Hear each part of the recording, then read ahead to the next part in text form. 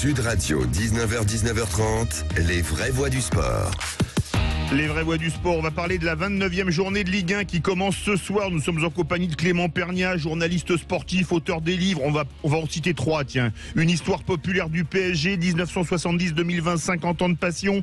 PSG 2010-2020, une décennie pour rêver plus grand. Et la République du foot, pas le même parti, mais la même passion. Salut Clément. Salut Philippe, bonsoir à tous. Merci pour l'invitation. Avec plaisir. La journée commence ce soir à 21h avec un OM Montpellier qui pourrait permettre aux Olympiens de revenir à 4 points des Parisiens. Oui, match très important pour l'OM parce qu'on sait qu'en face le PSG n'est pas dans une phase optimale. C'est moins qu'on puisse dire. Qu'il y a un petit caillou dans la chaussure pourrait faire douter le club parisien dans un contexte qui n'est pas facile pour lui et que revenir à 4 points, ça peut être déterminant. Et d'ailleurs, c'est le devoir de l'OM ce soir. L'OM doit gagner, attention, parce que si on parle du PSG, Marseille doit être ambitieux. Marseille a une belle équipe et Marseille doit aujourd'hui, compte tenu de la situation, aller chercher les 3 points. Attention, en face, Montpellier tourne bien. Et est-ce que Marseille pourrait créer la surprise et au soir de la 38e journée, être champion de France ? Ce serait incroyable dans les deux sens. Ce serait exceptionnel pour l'OM parce qu'il y a quand même 7 points de retard aujourd'hui, parce que le PSG, il y a Mbappé, Messi, Neymar, etc. Et ce serait incroyable, mais dramatique côté parisien qui aurait tout perdu en une saison et qui se ferait coiffer sur le fil par son rival éternel et historique. Moi, j'y crois pas. Je pense que malgré tout, à Paris, il y a une responsabilité automatique, si je peux dire, qui fait que les joueurs vont faire le boulot jusqu'au bout pour assurer l'essentiel et le minimum, c'est-à-dire être champion de France. On l'a vu la plupart des saisons, hormis quand un adversaire type Lille ou Monaco était en tête tout le long de la saison et qui était imprenable. Le PSG, quand il est en tête, il fait le boulot en général pour rester en tête. Et il a aujourd'hui les individualités pour aller au bout. D'autant que Lyon n'est pas très en forme ce week-end, n'est pas très en forme en ce moment, et je vois Paris débattre ce week-end. On va en parler un peu plus tard de PSG Lyon. Demain, il y a un autre gros choc de haut de tableau entre le 3e Lens qui va à Rennes, le 5e. En cas de victoire de Lens, Rennes ferait une très mauvaise opération. Et Lens prendrait peut-être une petite option pour la 3e, voire la 2e place. Match très important, et attention parce que si Rennes gagne, Rennes se rapproche du podium. Oui. Rennes, il y a un vrai enjeu pour Rennes. C'est presque un tournant dans cette saison, déjà parce qu'ils reçoivent un gros de ce championnat. Et le résultat déterminera quelle sera la lutte pour leur fin de saison. S'ils gagnent, ils vont aller lutter avec les 3-4 premiers pour, pourquoi pas, faire la grosse surprise en allant chercher un podium. S'ils perdent, ça sera plus priorité Europa League et maintenir cette position européenne. Quant à Lens, on sait que Lens est une formation cette année qui marche beaucoup mieux à domicile qu'à l'extérieur. Et c'est une formation, somme toute logique, a eu plus de difficultés en deuxième partie de saison, puisque tenir le rythme infernal de la première était presque impossible. En revanche, Lens, s'il va gagner à Rennes, marque un gros coup. Il se crédibilise. Il envoie un message à ses adversaires, surtout à l'Olympique de Marseille. Et si Lens gagne à Rennes alors que Marseille ne bat pas Montpellier, alors là, ça serait un énorme coup. Donc là, c'est vraiment un match déterminant puisque je pense qu'il va vraiment dire beaucoup de la fin de saison des deux équipes. C'est sûr. Un autre match en haut de tableau, Monaco, 4e, à 3 points de Lens, 5 points de Marseille et 12 points du PSG, qui reçoit Strasbourg. Alors Strasbourg qui n'est plus dans la zone rouge de la descente puisqu'ils sont 15e avec 26 points.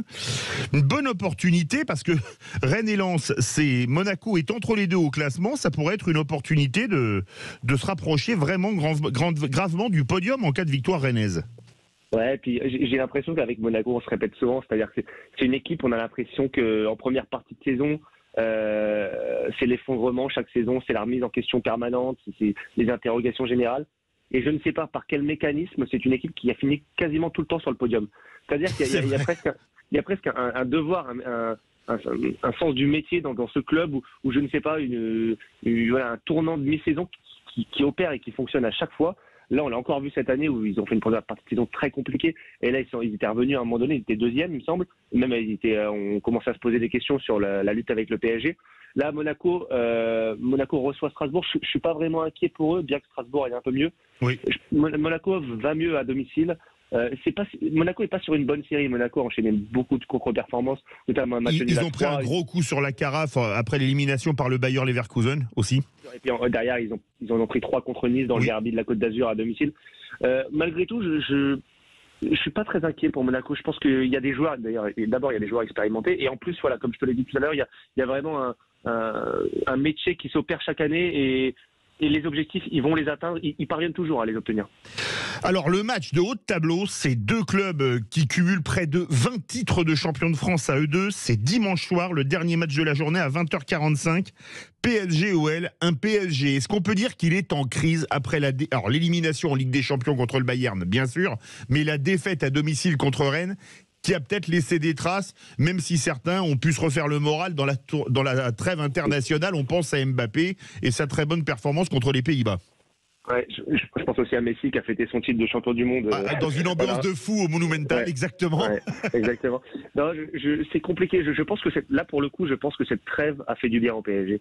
Je pense qu'ils arrivaient au bout d'une phase très compliquée, à la fois psychologiquement, physiquement, avec énormément de blessés, avec une mini déprime suite à l'élimination contre le Bayern. Voilà, ça devenait pesant, l'ambiance devenait pesante. Je pense que la trêve a donné une bouffée d'air frais à tout le monde. Là, ils vont repartir, ils vont aller faire le boulot. D'autant qu'ils jouent contre un adversaire, je te l'ai dit tout à l'heure, qui n'a pas gagné depuis un mois, il me semble. Oui. Ça va être le retour de Laurent Blanc au Parc des Princes, la première fois depuis son départ du PSG. Je suis pas vraiment inquiet. Les questions au PSG, hormis cataclysme et perte du titre de champion, elles se poseront la mi-saison. Là, on voit que Nasser Al-Khelaifi, le président du PSG, a la tête à l'Europe, il est plus vraiment là. Galtier n'est plus dans les petits papiers. L'avenir de Messi, de Ramos est en jeu. Ça va être les vraies questions. Là, je pense que le PSG, ils vont se mettre en pilotage automatique, ils vont aller chercher le titre et les résultats. Pour toi, derrière, il y aura pour toi, ils sont pas en danger pour le titre, le PSG? Non, je pense pas. Même en cas de grosse contre-perf dimanche soir? Évidemment, si Paris fait un match catastrophique contre Lyon, que Marseille gagne, qu'elle vienne à 4 points, on va commencer à s'interroger. Mais franchement, sincèrement, je ne vois pas une seule seconde le PSG perdre contre Lyon ce week-end. Est-ce qu'on peut dire que la greffe Blanc, Laurent Blanc évidemment, n'a pas très bien pris à Lyon? Ou est-ce que c'est encore trop tôt pour le dire, Clément? Mais ça dépend. Est-ce qu'on se dit que Laurent Blanc lui laisse du temps sur un projet de 2-3 ans qui puisse instaurer ses idées? Et là, dans ce cas-là, on doit répondre par ta deuxième proposition en disant qu'on lui laisse du temps. Le problème, c'est qu'on a un problème à Lyon, c'est qu'il y a deux problèmes pour moi. Le problème, c'est que Lyon, ça fait plusieurs temps que ça dure, cette irrégularité des performances, cette difficulté d'accrocher le haut de tableau, voire l'Europe. Là, Lyon n'est plus du tout un candidat régulier à l'Europe. Et là, ils sont 10e, donc c'est pas brillant. Hein. Ouais. Voilà, et puis ça fait quelques années que ça dure, c'est vraiment pas bon. Et l'autre problème, il est inhérent à Laurent Blanc, et par rapport à ta question, c'est que Laurent Blanc, finalement, quelles sont les références qu'on a de Laurent Blanc depuis 5 ans? Aucune. On ne sait plus. Le mec, il n'a plus retrouvé de bande touche depuis son départ du PSG. Alors certains diront oui, il a refusé certains clubs étrangers parce qu'il parle la langue. Mais est-ce qu'il était vraiment si courtisé que ça, Laurent Blanc? Voilà, les entraîneurs qui sont partis du PSG, Emery, il a signé à Arsenal. Tourelle, il a signé à Chelsea. Pochettino, a priori, il va retourner à Tottenham. Laurent Blanc, il est resté quand même... Ancelotti est au Real. Ouais, Ancelotti, pas besoin de préciser la dimension du coach. Mais voilà, et du coup, Laurent Blanc, il y a forcément des interrogations. Et je pense que si les contre-performances s'enchaînent dans les mois qui viennent, voilà, ce sera plus des interrogations, ce sera de vraies problématiques qui vont se poser. On va descendre un peu en bas de tableau. Auxerre 3, match à 6 points pour la descente. C'est pas très loin géographiquement, parce que c'est le 17e et le 18e, c'est-à-dire les deux derniers condamnés à la Ligue 2. Match à 6 points ce week-end. Moi, je vais te dire, c'est le match qui me passionne le plus du week-end, franchement. Parce que la lutte pour le maintien, comme ça, c'est couperé, c'est terrible en termes de tension, de suspense, d'affrontement sur le terrain, en tribune, etc.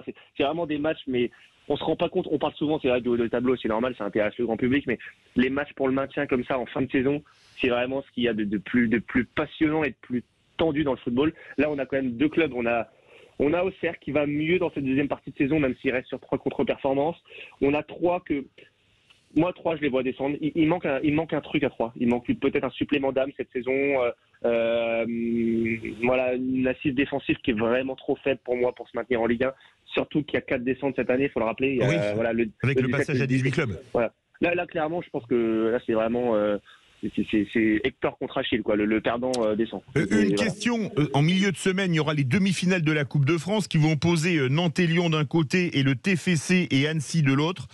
Est-ce que les clubs qui ont une demi-finale de Coupe à jouer, sur lequel ils jouent peut-être leur saison, vont pas avoir tendance à lever le pied ce week-end? Si, clairement. C'est-à-dire Lyon, Toulouse et Nantes. Nantes qui reçoit Reims. Lyon joue au Parc des Princes, donc s'il lève le pied, attention à ne pas en prendre 5 oui, ça c'est vrai aussi, ouais. Je pense évidemment que Nantes et Toulouse vont lever le pied. Voilà, Nantes l'objectif Toulouse va à Brest. Ouais, Toulouse va aussi lever le pied, mais Nantes, voilà, Nantes, c'est vraiment là, et depuis qu'ils ont pris Comboiré, je sais pas si c'est un lien ou pas, mais il y a une ADN coupe qui se dégage de cette équipe, que ce soit la Coupe d'Europe ou la Coupe de France. Ils ont remporté la Coupe de France l'année dernière. Ils rêvent de faire doubler, d'emmener leur peuple jaune au Stade de France une nouvelle fois. Et moi, je vais te dire une chose, je suis convaincu que la finale de cette Coupe de France, ce sera Nantes-Toulouse. Nantes-Toulouse, eh bien, vous verrez ça et... On a une pensée pour les joueurs du TFC, ce serait leur première finale de coupe depuis 1957. C'est le seul trophée qu'ils ont gagné, ce serait une super finale. Et ça fait quand même, c'est un temps que les moins de 66 ans ne peuvent pas connaître. Merci beaucoup Clément Pernia, auteur d'excellents livres, une histoire populaire du PSG, 70-2020, 50 ans de passion, PSG 2010-2020, une décennie pour rêver plus grand et la République du foot. Pas le même parti mais la même passion. Merci à toutes et à tous. On se retrouve avec Cécile de Ménibus pour Les Vraies Voix lundi à 17h. Tout de suite, conseil de famille avec Stéphane Moller et après le rugby avec la Dream Team de Sud Radio à lundi.